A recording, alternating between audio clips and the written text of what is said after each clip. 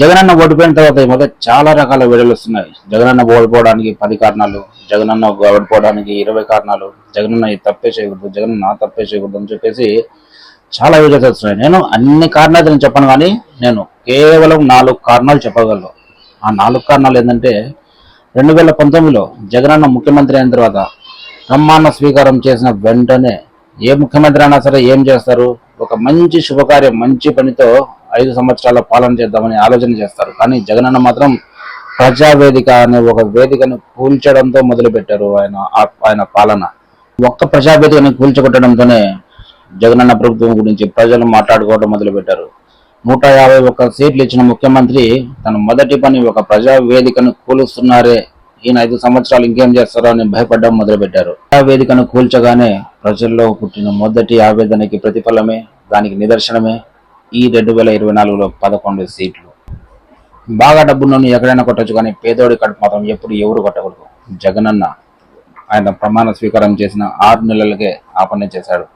5 రూపాయలకే అన్నం పెట్టే అన్న క్యాంటీన్ని కూల్చికొట్టడం మొదలుపెట్టాడు.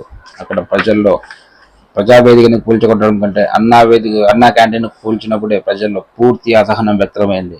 ఇక మూడవది, 2019లో ఆయన ప్రమాణ స్వీకారం చేసిన వెంటనే చేసిన ఈ 2 తప్పులు, ప్రజావేదికను కూల్చడం, జగనన్న అన్నా క్యాంటీన్ పడగొట్టడం. ఈ 2 చేసిన అతిపెద్ద తప్పులను ప్రజలు జగనన్న ఇచ్చే సంక్షేమ పథకాలతో మర్చిపోయే ప్రయత్నంలో ఉండగా, ఆ ఎన్నికలకు కేవలం 9 నెలల ముందు చంద్రబాబుని ఎటువంటి ఆధారం లేకుండా, ఎటువంటి సాక్ష్యం లేకుండా కేవలం అనవసరంగా నంద్యాలలో అరెస్ట్ చేసిన సంఘటన ఆ రోజు నుంచే జగనన్న పతనం ప్రారంభమైందని చాలా మంది విశ్లేషకులు విశ్లేషిస్తున్నారు. ఇక 4వ తప్పు, అతి భయంకరమైన తప్పు. ఎన్నికలకు కనీసం 6 నెలల ముందన్నా సరే ఆ నియోజకవర్గాలు, అంటే 153 మంది నియోజకవర్గాలు ఎమ్మెల్యేలను పిలిచి వారి ఊర్లో ఆ నియోజకవర్గాల్లో సమస్యలు ఏమైనా ఉన్నాయా, మన గురించి ఏమనుకుంటున్నారు, ఏమన్నా చేద్దామా, ఎలక్షన్స్ చాలా తొందరగా ఉన్నాయి, దగ్గరలో ఉన్నాయని చెప్పేసి వాళ్ళ సమస్యలు తెలుసుకునే ప్రయత్నం జగనన్న ఒక్కసారి చేసినా సరే ఈరోజు 11 సీట్లు కాదు, కనీసం ముఖ్యమంత్రి సీట్లు అయ్యే ఛాన్స్ అన్నా వచ్చేది.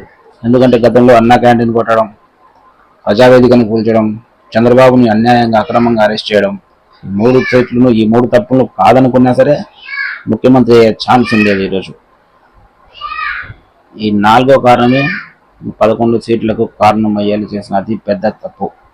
కేవలం 5 రూపాయలతో పేద ప్రజలు 2 పూటల కడుపు నిండా అన్నం తినేవారు. వల్ల ఒకరు కాదు, ఇద్దరు కాదు, రాష్ట్రం మీద మొత్తం కొన్ని వేల మందిలో, చెప్పాలంటే లక్షల్లో కూడా ఉండొచ్చు.